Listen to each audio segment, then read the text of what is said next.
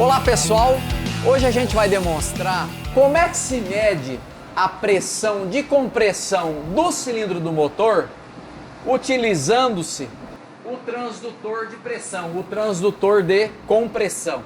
Então, para demonstrar como é que se faz isso, eu já estou com o meu transdutor pré-configurado, já retirei aqui a vela de ignição, desliguei o injetor do primeiro cilindro, eu vou medir a pressão de compressão aqui no primeiro cilindro. Vou instalar aqui na mangueira aqui. Só um minutinho, instalei certinho. Tá conferindo aqui, o transdutor tá ligado. O meu osciloscópio tá pré-configurado. Comecei, vamos lá, dá partida. Dei partida, pegou, desliga. Esperei estabilizar a pressão. Só um pouquinho. Vou dar outra partida, dá partida. Beleza. Desliguei. Esperei estabilizar novamente. Dá partida de novo. Beleza, desliguei. Vamos fazer aqui umas 4, 5 vezes, né, pessoal? Olha só. Dá partida. Desliguei.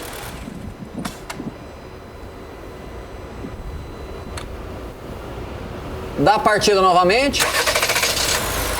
E beleza, desliguei. Tá, já tem algumas 4 ou 5 vezes aqui, tá legal. Então beleza, o que eu fiz aqui?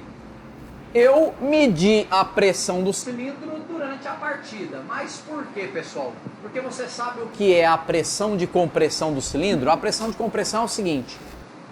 A pressão de compressão é a pressão que eu consigo, a pressão que eu meço, quando na fase de compressão o pistão parte do ponto morto inferior até o ponto morto superior, ele comprime a massa de ar do ponto morto inferior até o ponto morto superior, e essa pressão dentro do cilindro, ela parte do zero, ela parte da pressão atmosférica. Então a pressão de compressão é a pressão que eu consigo comprimindo a massa de ar do ponto morto inferior até o ponto morto superior, partindo da pressão atmosférica. Então, com o motor parado aqui, qual é a pressão do ar dentro do cilindro? A pressão do ar é a pressão atmosférica. É a pressão atmosférica. No primeiro ou no segundo pulso de pressão, eu consigo com que esse pistão se movimente do ponto morto inferior ao ponto morto superior, comprimindo essa massa de ar a partir da pressão atmosférica. Então, pessoal, é por isso que, observando aqui no gráfico, você observa que o primeiro pulso de pressão, na maioria dos ensaios aqui, ó, aqui foi o primeiro pulso de pressão, que foi o maior, que ele deu aqui 16,6 bar de pressão de compressão. Aqui no segundo ensaio, também foi o primeiro pulso, deu 15,3. Aqui no terceiro foi o primeiro pulso também, deu 16,1. Aqui no quarto não foi o primeiro, tá? Foi o segundo. Por quê? Ué, porque isso, pessoal, depende da posição relativa que estava o pistão do primeiro cilindro. Às vezes ele já estava ali no meio, então teve que dar mais uma volta para eu ter uma compressão total, entendeu? Você vê até que aqui deu um pouquinho menor, né? Certo? Então, quando eu pego no primeiro pulso de pressão a pressão máxima, pessoal, eu tenho a pressão de compressão. E por que depois que o motor pega essa pressão diminui? É porque aí eu continuo tendo compressão do ponto morto inferior ao ponto morto superior, só que a pressão dentro do cilindro não parte mais do zero, não parte mais da pressão atmosférica.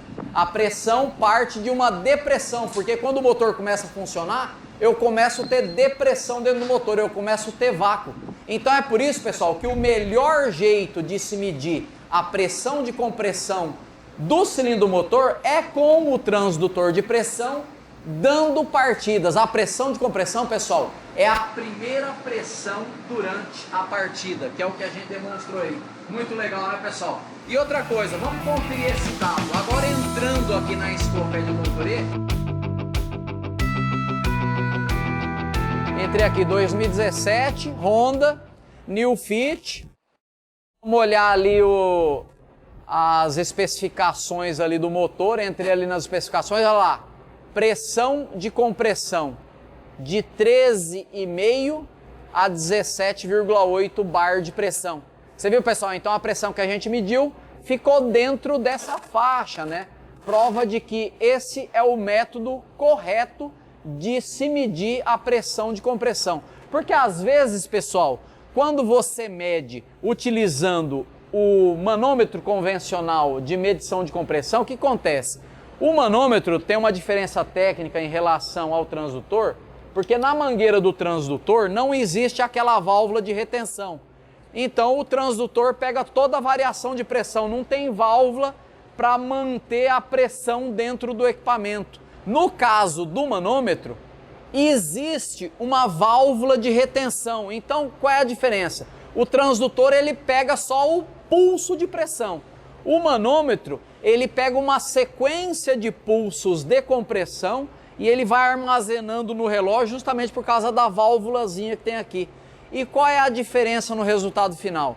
A diferença no resultado final é que quando você mede a pressão de compressão com o manômetro, fazendo o procedimento corretamente, né, dando partida, segurando a borboleta aberta, tal, o que vai acontecer? Existe uma tendência de você ter uma pressão um pouquinho maior quando você mede com o manômetro, porque é uma sequência de pulsos, né? Na verdade, eu diria que quando você mede com o manômetro, você mede a pressão máxima de compressão.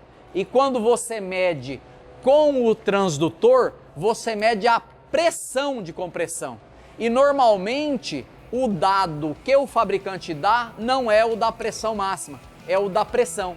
Então é isso aí, pessoal. Uma dica simples, espero que ela tenha ajudado.